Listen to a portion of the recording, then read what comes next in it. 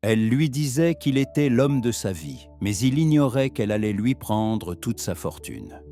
Il y a des rencontres qui réparent et d'autres qui détruisent tout sans faire de bruit.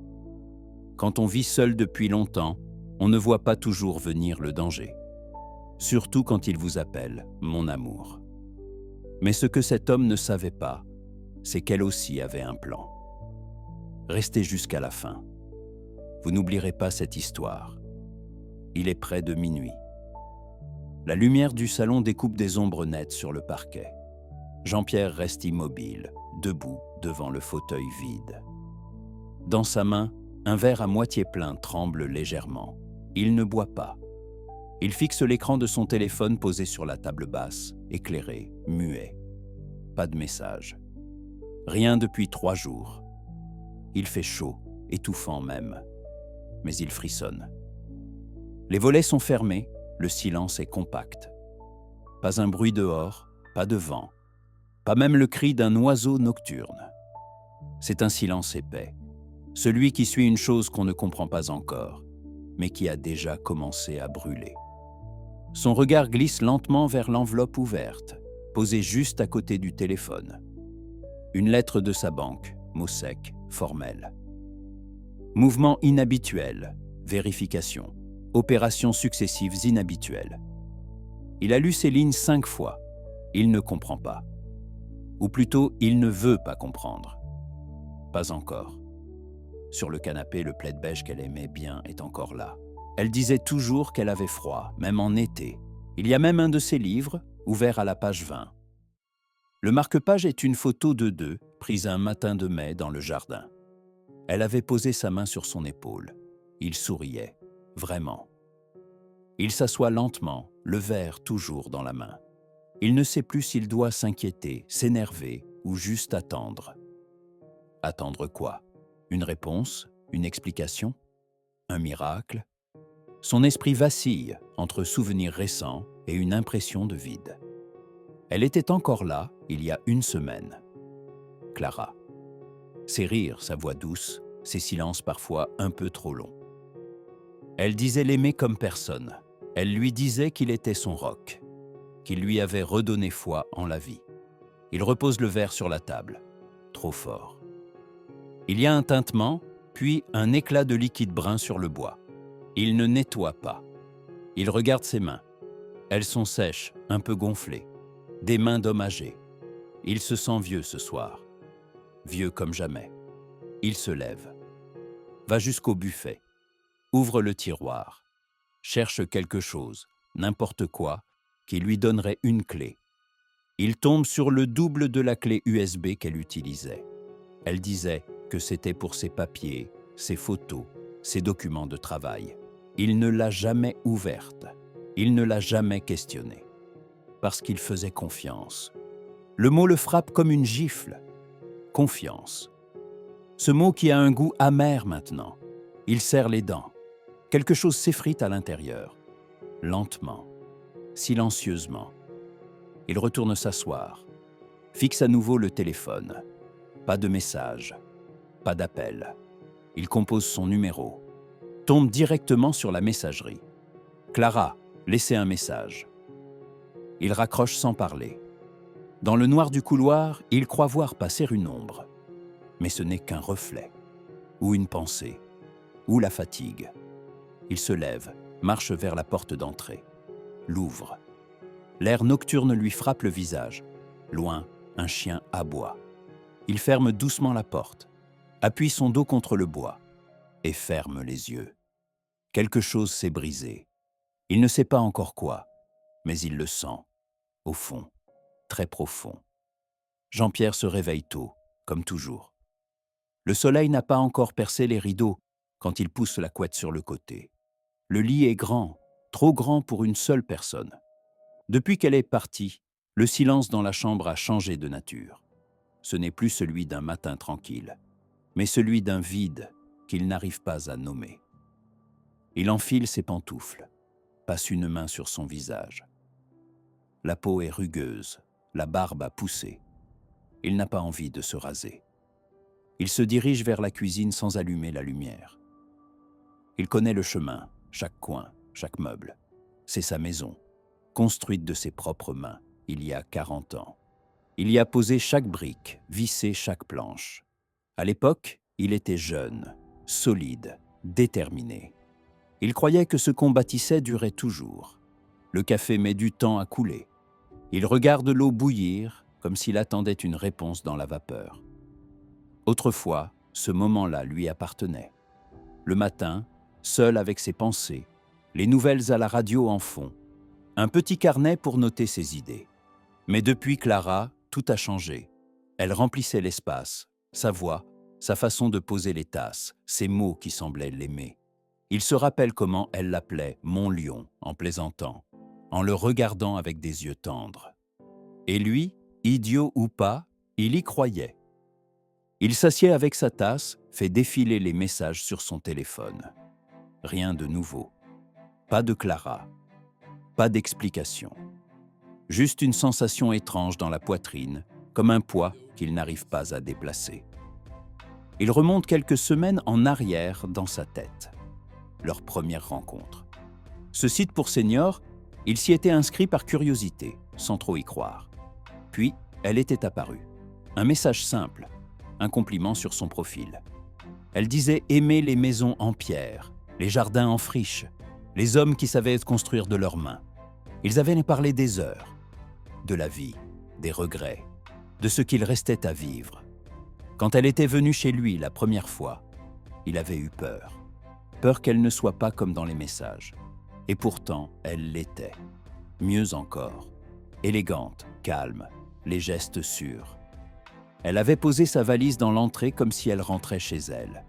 Et lui, il avait senti que quelque chose reprenait vie. Il boit une gorgée de café. Tiède. Américaine comme le souvenir de leur premier dîner. Elle adorait cuisiner, disait-elle. Elle transformait ses plats rustiques en assiettes colorées. Il se souvient de son rire quand il avait renversé la bouteille d'huile. Elle l'avait traité de « grand maladroit charmant ». C'était idiot. Mais ça lui avait fait du bien. Clara avait tout doucement trouvé sa place. Sa brosse à dents dans la salle de bain, ses foulards sur la patère, son parfum dans les draps. Et lui, il la laissait faire. Il aimait ça. Ce retour du quotidien partagé. Après des années à parler à ses murs, il retrouvait le bruit d'une présence humaine. Il se lève, s'approche de la fenêtre. Le jardin est calme. Les rosiers sont en fleurs comme elle les aimait. Elle passait du temps à les tailler. Une fois, elle avait dit en souriant « Les plantes, c'est comme les hommes. Il faut leur parler doucement et savoir quand couper. » Il sursaute. Le téléphone sonne. Un numéro inconnu. Il décroche. Une voix féminine, administrative, lui parle rapidement d'un formulaire à vérifier, d'un changement d'adresse mentionné dans un courrier. Il ne comprend pas. Il bredouille. Elle promet de rappeler. Il reste là, téléphone en main. Un doute germe, minuscule. Mais il est là, une question qu'il n'a pas envie de formuler. Et si quelque chose clochait? Jean-Pierre passe la matinée à tourner en rond. Il ouvre les volets, fait son lit, trie quelques papiers sur la table du salon. Mais ses gestes sont mécaniques. Il n'arrive pas à se concentrer. Son esprit revient sans cesse à Clara. Son absence pèse lourd, comme un vêtement mouillé qu'il n'arrive pas à retirer. Il voudrait se dire qu'elle a une bonne raison de ne pas répondre. Un empêchement, un souci de téléphone, une urgence. Mais il sent au fond de lui que ce n'est pas ça. Il va jusqu'au bureau, allume l'ordinateur. Il n'aime pas trop ça, l'informatique. Mais Clara lui a tout installé. Elle lui a créé un dossier pour ses documents, synchronisé ses relevés bancaires, enregistré ses mots de passe. C'était pratique, disait-elle. Il se souvenait de sa voix quand elle lui avait dit « Tu peux avoir confiance, je fais ça pour toi ». Il l'avait remercié. À son âge, on ne trouve plus souvent des gens prêts à aider sans rien attendre. Il ouvre le navigateur, se connecte à son compte bancaire. Il n'a jamais trop aimé regarder ses comptes en ligne. Avant, il allait au guichet, posait des questions, discutait avec la conseillère. Aujourd'hui, il fait défiler les lignes, sans comprendre tout de suite ce qu'il voit. Des virements, plusieurs. Vers un compte qu'il ne reconnaît pas. Les montants ne sont pas énormes, mais ils s'additionnent. 8 virements en 3 semaines. Tous effectués le soir entre 21h et 23h. Il sent une sueur froide lui glisser dans le dos. Il clique sur les détails. Le bénéficiaire s'appelle L. Durand. Ce nom ne lui dit rien. Il sait que ce n'est pas Clara, à moins que... Non, elle ne lui aurait pas menti. Il ferme l'ordinateur brusquement, se lève. Il a besoin d'air. Il sort dans le jardin, serre les poings. Les oiseaux chantent, l'air est doux, mais rien ne l'atteint. Il regarde les outils posés contre le cabanon. Il avait commencé à construire une pergola pour Clara. Elle disait qu'elle aimerait s'installer là, l'été, lire pendant qu'il s'occuperait des plants de tomates. Il avait aimé cette idée. Une vie simple, tardive, mais paisible. Il retourne à l'intérieur, s'assied dans la cuisine. Il se sert un verre d'eau, le boit d'une traite. Puis il allume la télévision sans vraiment écouter. Les voix lui servent de fond sonore. Il cherche à se rassurer, à croire encore que Clara va revenir, qu'elle va lui expliquer. Il pense à ses enfants, qu'il n'a pas vus depuis des années. Il s'était brouillé avec eux pour des broutilles, et Clara lui avait dit qu'il fallait avancer, couper les ponts s'il le blessait. Elle lui avait murmuré un soir « Moi, je suis là. C'est tout ce qui compte. » Il retourne dans le salon, ouvre un tiroir, en sort le petit carnet où il note ses rendez-vous. Il y retrouve une écriture qu'il reconnaît, celle de Clara. Elle y avait noté pour lui un rendez-vous chez le notaire la semaine dernière. Il avait oublié. Non, pas oublié. Il ne s'en souvenait même pas. Elle lui avait dit que c'était pour régulariser des papiers, que c'était administratif. Il n'avait pas posé de questions, il avait signé. 2 ou 3 pages, peut-être plus. Il sent une brûlure lui monter dans la gorge. Il se lève d'un bond, retourne dans la cuisine, ouvre le tiroir où Clara rangeait les papiers. Il fouille, tombe sur une enveloppe avec le tampon du notaire. À l'intérieur, un document. Il commence à lire, et il s'arrête net. Clara y est désignée comme bénéficiaire d'un mandat de gestion. Elle a accès à ses comptes, légalement. Il s'appuie contre le plan de travail, vacille légèrement. Son souffle devient court. Ce n'est pas une simple histoire d'amour. Ce n'est peut-être pas une histoire d'amour du tout. Jean-Pierre passe la nuit, presque sans fermer l'œil. Il tourne, soupire, se lève, marche dans la maison comme un fantôme.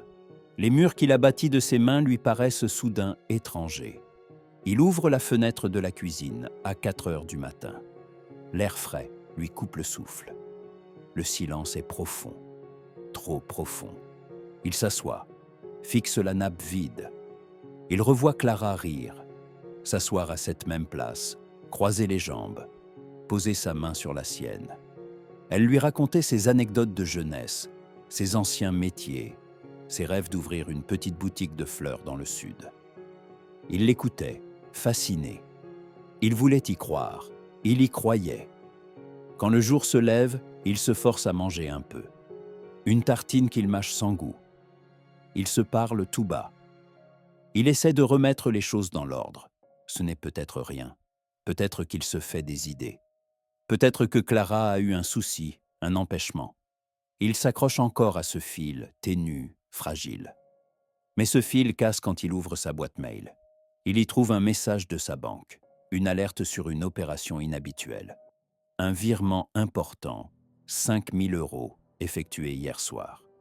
Il regarde l'heure, il dormait, ou croyait dormir. Il se souvient vaguement d'avoir entendu Clara aller et venir dans la maison, murmurer quelque chose au téléphone, refermer doucement la porte du bureau. Il pensait qu'elle travaillait tard. Il appelle la banque.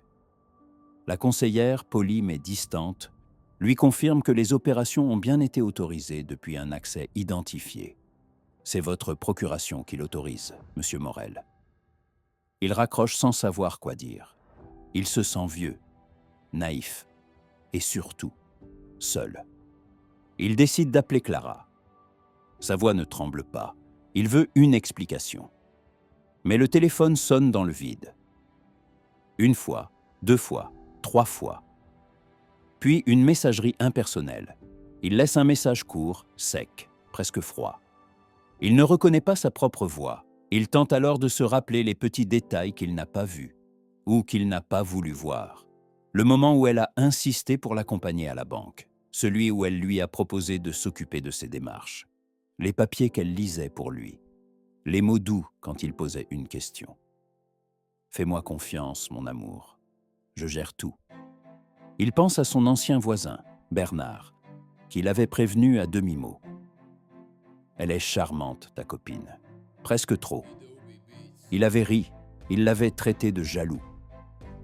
Aujourd'hui, ces mots reviennent, comme un écho cruel. Jean-Pierre ouvre un tiroir, sort une photo de sa femme. Elle sourit, dans le jardin, un tablier autour de la taille, un bouquet de roses en main. Elle, au moins, ne l'a jamais trahi. Il lui parle à voix basse, il lui demande pardon. Pas à elle, à lui-même. À 10 heures, il reçoit un SMS. « Clara, juste 3 mots, je t'expliquerai tout. Pas de bonjour, pas de tendresse, pas d'appel. » Il lit et relit le message. Il le montre à personne. Il garde pour lui la honte qui commence à sourdre. Ce n'est plus seulement un doute. C'est une vérité qui s'installe, lente, terrible, comme une fissure dans les fondations. Et Jean-Pierre comprend que ce qu'il vit n'est pas une histoire d'amour, c'est autre chose. Clara rentre en fin d'après-midi. Elle sourit, pose son sac dans l'entrée, dépose un baiser furtif sur la joue de Jean-Pierre, comme si de rien n'était. Il reste figé. Elle s'assied dans le salon, allume la télévision, ajuste les coussins.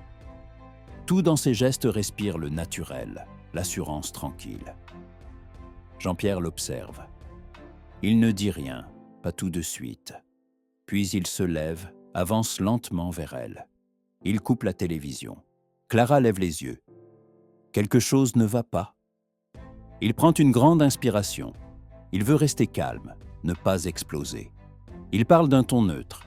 Il dit qu'il a vu les virements, le mandat de gestion, le message laconique. Clara reste silencieuse une seconde.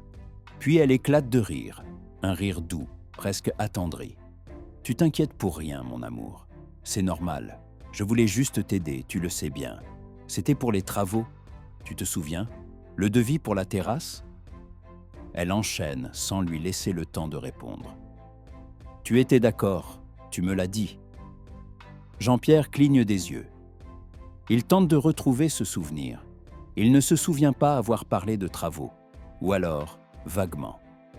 Il se souvient surtout de son sourire, de ses mains posées sur les siennes, du mot « confiance ». Clara continue. « J'ai avancé un peu sur mes économies, mais j'ai pris sur ton compte pour compléter. Je voulais t'en parler, mais tu avais l'air fatigué ces derniers jours. » Elle lui caresse la joue. « Je te jure que je n'ai rien fait de mal. » Jean-Pierre se tait. Il voudrait la croire. Il a besoin de la croire. Il détourne les yeux, murmure qu'il est juste fatigué. Clara se lève, l'enlace, murmure qu'elle l'aime. Le lendemain, elle lui prépare un petit déjeuner parfait. Croissant tiède, café fort, fruits frais. Elle le félicite pour sa santé, sa lucidité. Elle lui dit qu'elle aimerait qu'ils fassent un voyage, tous les deux.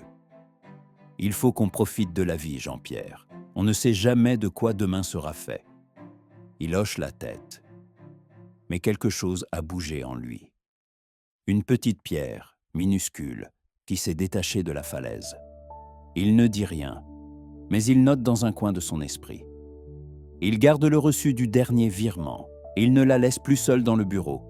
Il commence à verrouiller les placards où sont rangés ses papiers importants. Clara le remarque. Elle le regarde un peu plus longtemps. Elle sourit moins. Elle reste toujours aussi douce, mais quelque chose dans son regard a changé. Moins de candeur, plus de prudence. Jean-Pierre joue le jeu. Il rit à ses blagues, l'embrasse du bout des lèvres, écoute ses histoires de boutiques de fleurs. Mais il ne s'endort plus. Il fait semblant. Il commence à lire entre les lignes.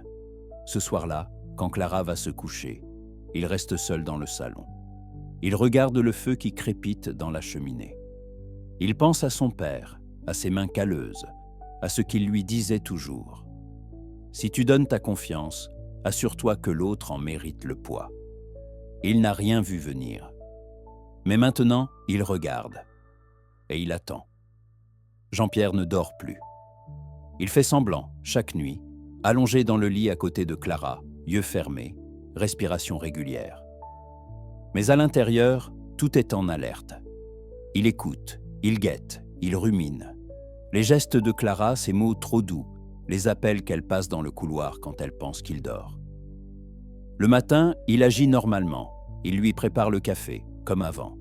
Il l'aide à étendre le linge, comme un homme amoureux.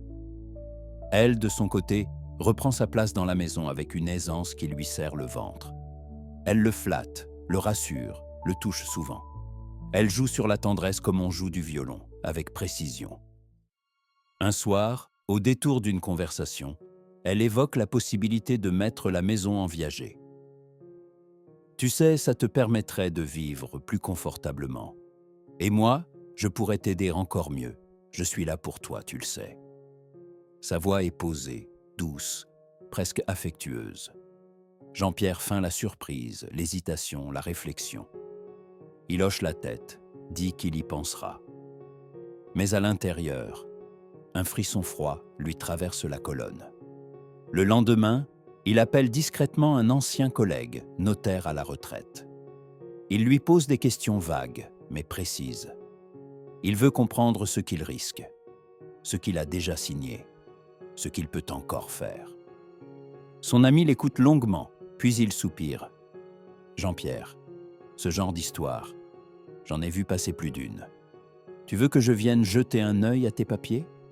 Dis-moi juste quand elle est absente. » Jean-Pierre fixe le mur. Il répond oui. Clara, pendant ce temps, accélère. Elle l'accompagne partout, même au marché. Elle insiste pour gérer les comptes. Elle change des mots de passe par sécurité. Elle parle de déménager ensemble, de quitter cette maison trop pleine de souvenirs tristes. Et un matin, elle dépose un document sur la table du salon. Juste une signature, mon amour. C'est pour qu'on puisse faire les démarches plus facilement, tous les deux. Tu me fais confiance, non? Il prend le papier. Il le lit lentement. C'est une procuration totale. Plein accès à ses comptes. Il relève les yeux. Clara le regarde droit dans les yeux, sourire doux aux lèvres. Si tu m'aimes, tu signes. C'est juste une formalité. Son cœur bat fort. Il sent la sueur lui perler dans le dos, mais il ne tremble pas. Il repose le stylo. Il dit qu'il veut relire ça calmement, qu'il a mal à la tête. Clara fronce à peine les sourcils. Mais son regard devient fixe, un peu trop fixe. Jean-Pierre se lève, lentement, et sort prendre l'air. Il ferme la porte derrière lui. Dans sa poche, il serre son téléphone. Il a déjà pris une photo du document. Il sait désormais que ce n'est plus une supposition, c'est une offensive. Depuis ce matin-là, la maison devient un terrain d'équilibre précaire.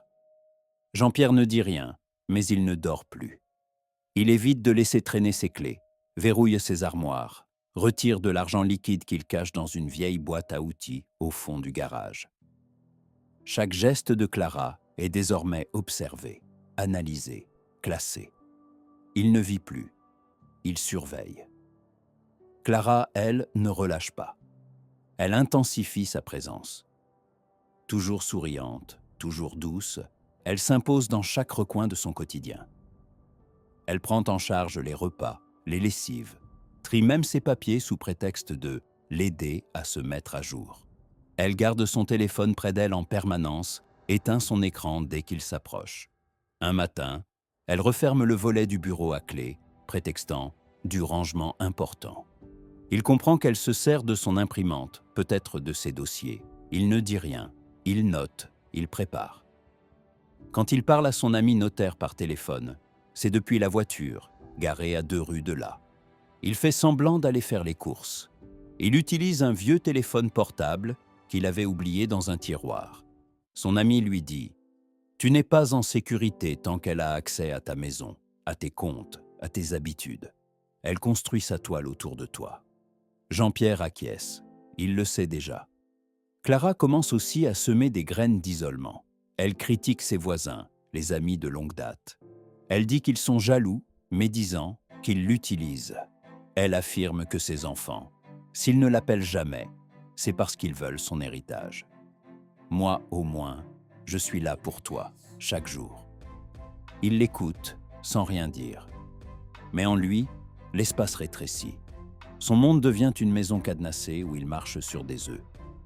Un soir, il lui dit qu'il veut revoir ses enfants, renouer le contact. Elle sourit poliment, mais son regard durcit. Elle répond « Tu fais comme tu veux, mais n'oublie pas qui est là pour toi depuis le début. Eux, ils n'étaient pas là quand tu avais besoin. » Cette phrase, il ne l'oublie pas. Il commence à penser à une solution, une vraie, définitive. Il prend rendez-vous avec sa banque, seul, prétextant une vérification de routine. Il fait annuler les procurations. Il change les codes. Il demande un historique complet des opérations des 2 derniers mois. La banquière, discrète, l'aide. Elle comprend tout, ou presque. Elle ne dit rien. Elle lui tend une enveloppe avec les relevés. Il la remercie, les mains qui tremblent à peine. Ce soir-là, Clara est calme. Trop calme. Elle le regarde comme si elle devinait quelque chose. Et dans ce silence étrange, quelque chose bascule.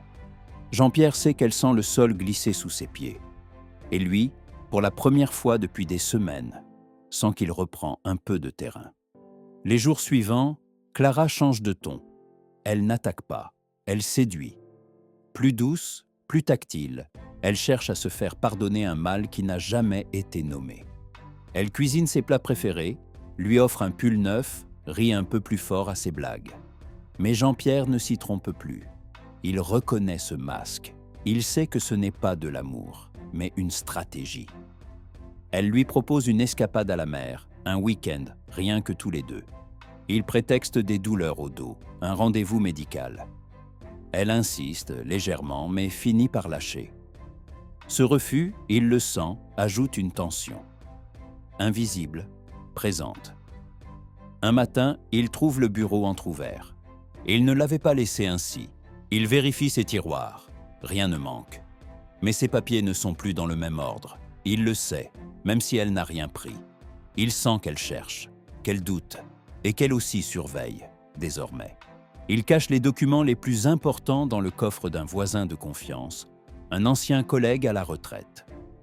Sans rien expliquer, il lui dit juste « Garde-les pour moi et ne dis à personne que tu les as ». Clara reçoit aussi quelques appels ces jours-là, toujours à voix basse, toujours loin de lui. Il l'aperçoit un matin dans le jardin, téléphone à l'oreille, dos tourné. Elle chuchote. Il distingue juste un mot. Signature. Puis elle raccroche brusquement quand elle l'aperçoit à la fenêtre. Ce jour-là, Jean-Pierre imprime une lettre. Une lettre testamentaire, rédigée de sa main, datée, signée, conservée dans une enveloppe cachetée qu'il dépose chez son notaire avec la mention. À ouvrir uniquement en cas de décès suspect. Il ne croit pas exagérer. Il commence à se demander jusqu'où elle serait capable d'aller. Et puis, sans prévenir, un détail s'ajoute. Un voisin, croisé sur le marché, lui glisse quelques mots, l'air gêné. « Ta nouvelle compagne. Je crois l'avoir déjà vue avec un autre homme. Pas d'ici. Un type élégant, plus jeune. C'est peut-être rien. » Jean-Pierre ne répond pas. Il rentre chez lui, le cœur noué. Clara l'accueille avec un sourire. Trop grand, trop blanc. Le soir, il fait semblant de dormir. Elle, dans le noir, consulte son téléphone sous la couverture. Il devine les lueurs de l'écran. Il entend les notifications. Et il comprend. Elle prépare quelque chose. Mais cette fois, lui aussi. Ce matin-là, tout semble normal. Clara fredonne en préparant le café. Le soleil entre par la baie vitrée. Jean-Pierre lit le journal, du moins fait semblant. Mais au fond de lui, quelque chose pulse. Une impression trouble. Comme si la vérité était sur le point d'émerger. En début d'après-midi, Alors qu'elle part faire des courses en ville, il fouille la chambre d'amis où elle garde ses affaires. C'est risqué. Il le sait. Mais il ne peut plus reculer. Dans un double fond de sa valise, il trouve ce qu'il redoutait. Plusieurs cartes bancaires à des noms différents, des papiers griffonnés avec des codes, des notes sur ses habitudes à lui, ses propres numéros de compte, même des dates de rendez-vous médicaux qu'il ne lui avait jamais mentionnées. Son souffle s'accélère. Il prend des photos avec son vieux téléphone. Il referme tout comme c'était. Ni vu, ni connu. 1 heure plus tard, elle revient. Elle pose un sac de provisions sur la table, l'embrasse sur la joue. Rien ne laisse deviner qu'elle soupçonne quoi que ce soit. Mais Jean-Pierre, lui, n'est plus dans le doute. La nuit, il envoie les photos à son notaire, puis à son ancien collègue de la police. Un simple message. « Je crois qu'elle m'a piégé. Je veux que ça s'arrête. » Le lendemain matin, elle semble agitée. Elle tourne en rond dans la maison, perd patience pour un rien. Elle regarde souvent par la fenêtre. Elle parle d'un voyage, d'un nouveau départ. Elle propose même qu'ils partent vivre dans le sud, là où la vie est plus douce. Jean-Pierre hoche la tête. Il dit oui. Il ne dit plus rien. Et puis, dans l'après-midi, un courrier recommandé arrive. Il signe sans réfléchir, pensant à un banal avis d'assurance. Mais en ouvrant l'enveloppe, son sang se fige. C'est une demande de procuration bancaire confirmée, préparée en son nom, avec une fausse signature, dactylographiée. Il se relit. Il n'a jamais signé ce document, jamais. Clara entre dans le salon. Il cache la lettre. Elle le regarde. Un silence s'installe, lourd, glaçant. Et Jean-Pierre comprend. Elle ne compte pas seulement prendre son argent, elle veut prendre sa place. Le soir même, Jean-Pierre fait semblant de s'être couché tôt. Il éteint la lumière dans sa chambre, mais reste assis, habillé, le cœur battant dans l'obscurité. Clara est restée au salon, silencieuse. Pas de musique, pas de télévision. Il sent que quelque chose couve, qu'un passage à l'acte se prépare, d'un côté ou de l'autre. Vers 23 heures, il entend une porte s'ouvrir doucement. Des pas légers traversent le couloir. Il retient son souffle. Elle ne vient pas dans sa chambre. Elle descend au bureau. Il entend le grincement du vieux tiroir, celui qu'il verrouille d'ordinaire. Elle cherche quelque chose. Il descend discrètement les escaliers en chaussettes, reste dans l'ombre, observe. La porte du bureau est entrebâillée. Elle feuillette des papiers, remet tout à l'envers, referme, frustrée. Il remonte sans bruit. Quand elle revient dans la chambre d'amis, il entend un soupir, un claquement de valise. Elle prépare quelque chose, peut-être s'enfuir, peut-être un dernier coup. Le lendemain, dès les premières lueurs, Jean-Pierre quitte la maison avec ses dossiers sous le bras. Il file au commissariat de secteur. Il demande à voir un officier. Il explique posément. Il montre les photos, les faux documents, les relevés suspects. Il précise qu'elle est chez lui, en ce moment. L'agent prend des notes, l'écoute, consulte les fichiers. Puis il relève la tête. « Clara Dumont ?» dit-il. Jean-Pierre hoche la tête. Elle ne s'appelle pas Clara Dumont. C'est un alias. Son vrai nom, c'est Sophie Malezieux. Elle est recherchée pour escroquerie en bande organisée dans plusieurs départements. Vous n'êtes pas le premier. Un vertige le saisit. Il serre les accoudoirs de la chaise. L'officier continue. Elle agit toujours de la même façon. Des hommes seuls, retraités, isolés. Séduction, dépendance, faux documents. Elle disparaît quand elle a vidé ce qu'elle pouvait. Souvent avec un complice en attente. Jean-Pierre signe une déposition. Il demande une intervention rapide. Il a peur, mais surtout, il est déterminé. C'est fini. À son retour, Clara est dans le jardin. Elle arrose les plantes comme si de rien n'était. Elle lui demande s'il a bien dormi. Il répond calmement, comme s'il n'avait rien appris. Elle ne voit rien venir. Mais lui, il sait que l'engrenage est lancé et qu'il ne sera plus jamais la victime docile qu'elle croyait avoir piégée. Le lendemain matin, le calme est trompeur. Clara prépare le petit déjeuner avec une lenteur exagérée. Jean-Pierre la regarde sans parler. Chaque geste qu'elle fait, chaque regard qu'elle esquive, lui paraît aujourd'hui chargé de sens. Il sait. Mais elle ne sait pas qu'il sait. Vers 10 heures, une voiture banalisée se gare en bas de l'allée. 2 agents en civil sortent. Ils frappent à la porte. Clara sursaute légèrement. Jean-Pierre ouvre, l'air surpris. Les agents montrent leur badge. « Nous venons pour Madame Dumont. » Clara s'approche, confuse. L'un des agents lui demande sa carte d'identité. Elle hésite une seconde, puis tente de gagner du temps. « Je peux savoir ce qui se passe ?» L'agent reste calme. « Votre vraie identité, s'il vous plaît. » Sophie mât les yeux. Le masque tombe, elle blêmit. Jean-Pierre, derrière elle, ne bouge pas. Il ne dit rien. Il la laisse seule face à ce qu'elle est vraiment. Elle tente de protester, de nier. Les agents déroulent qu'à les charges, usage de faux, escroquerie, usurpation d'identité, abus de faiblesse. Elle comprend que c'est fini. Son regard croise celui de Jean-Pierre. Elle cherche encore à jouer sur l'affect. « Tu ne peux pas croire ça, pas toi. » Mais lui ne répond pas. Il regarde ailleurs, comme s'il l'effaçait déjà de sa vie. Elle est menottée, emmenée sans cri, sans violence. Juste le bruit de la porte qui se referme. Quand le calme revient, Jean-Pierre reste debout dans l'entrée. Il ne ressent pas la joie qu'il espérait. Pas de triomphe.